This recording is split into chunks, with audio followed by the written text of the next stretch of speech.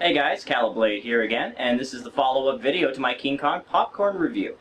Now, the next episode of Popcorn Reviews is on the way. However, it has been delayed for just a little bit for a couple of reasons, one of which is me starting my second year of film school, which is going to make things a little bit busier for a while, and also a couple of conventions I was able to attend during the 4th of July weekend, on one of which I was actually a panelist. And we'll be talking a little bit more about that later on, actually, as it relates to one of the things I'm going to be showing you in this video, which is my King Kong collection.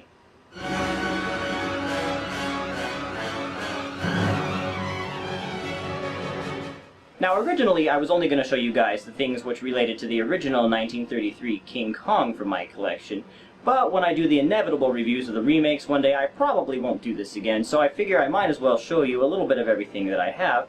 That being said, why don't we go ahead and get started with this, which is the original King Kong on Blu-ray.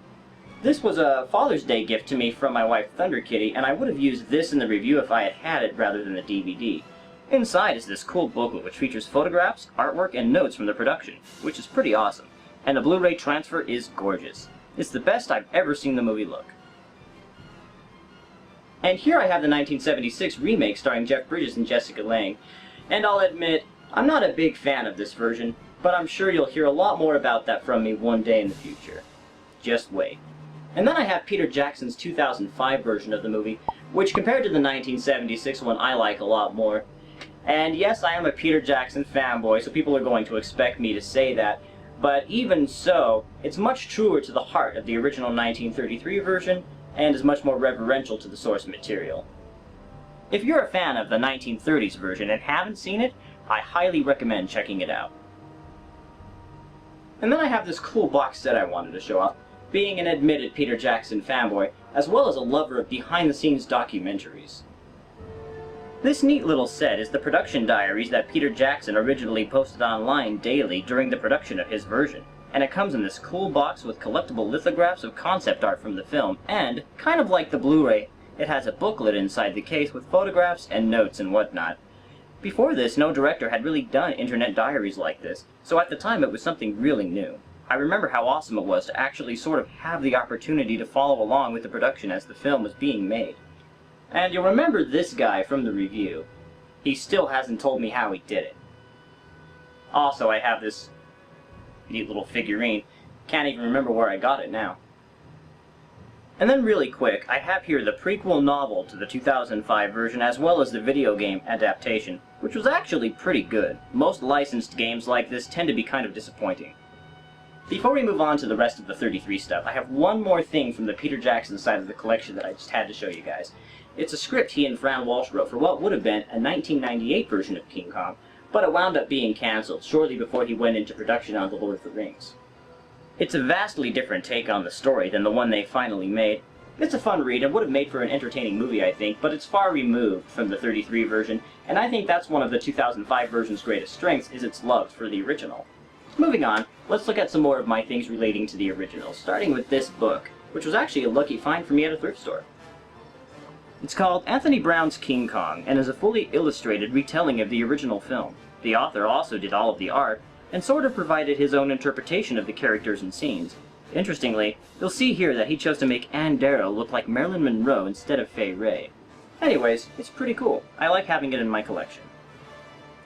Really quick, I also have this cool vintage-style lunchbox with artwork from the various posters from King Kong and whatnot, and this cool postcard of one of the original posters, which I normally have hanging up on my wall.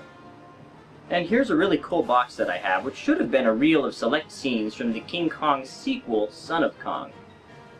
Unfortunately, it was one of those as-is purchases, and the seller didn't have any equipment to test it on, and so it wound up being a reel of silent clips from old horror films instead. Not Son of Kong, but still pretty cool, and definitely worth buying for the box alone. I mentioned earlier that I was a panelist at a convention, the convention being WesterCon 67, and the subject of the panel I was on was adapting comic books and other medium to film and television, and one of my co-panelists was William Stout, who is a well-known artist and illustrator who has also worked as an artist and production designer on several films throughout his career, including Conan the Barbarian, which I actually got to talk with him about, hearing him tell stories of his time working with Ron Cobb on the production and everything. Being an aspiring filmmaker and overall film fanatic, I had a huge fanboy moment just being up there on the same panel as somebody who's done so much. And he did this painting of King Kong, which I had to get a print of, and he actually signed it for me.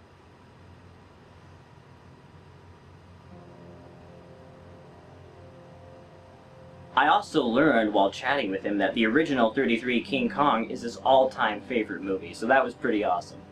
Now this is my favorite part of my King Kong collection by far, and that is a full print of the original 1933 King Kong on Super 8mm film.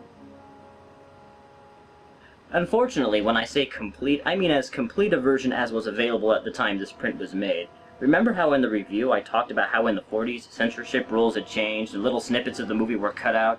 Well, this is that version.